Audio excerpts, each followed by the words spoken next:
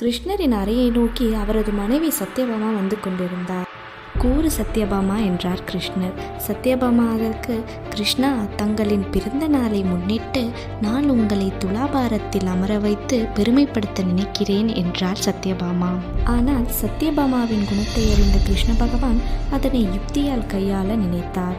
சத்யபாமாவின் திமிரு மற்றும் பெருமை குணத்தை அடக்குவதற்காக அவரும் தராசில் ஏறி அமர்ந்தார்.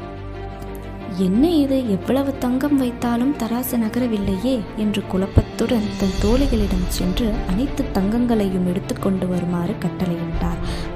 அவர்களும் அனைத்து தங்கங்களை கொண்டு வந்து நிரப்பியும் ஒன்றும் நகரவில்லை. இதனை பார்த்த சத்யபாமா மிகவும் வருந்தினாள். சத்யபாமாவுக்கு அவமானம் ஏற்பட்டது. அங்குள்ள அனைவரும் பேசத் தொடங்கினார்கள். இதனை பார்த்து கொண்டிருந்த கிருஷ்ணரின் முதல் மனைவியான ருக்மணி அவர்கள் பக்தியுடன் துளசி இலையை எடுத்துச் சென்று கிருஷ்ணர் அமர்ந்திருக்கும் தராசின் மீது வைத்தார். என்ன ஆச்சரியமோ என்று தெரியவில்லை, தராசும் சரிசமமானது.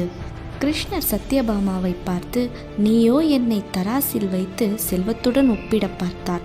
ஆனால் எனக்கோ செல்வத்தை விட எவர் ஒருவர் என்னை பக்தியுடன் மட்டும் ஆணவமில்லாமல் மனதில் நினைத்து கொண்டிருக்கிறாரோ அவர்கள் எனக்கு அன்புக்குரியவர் ஆவார் என்றார்.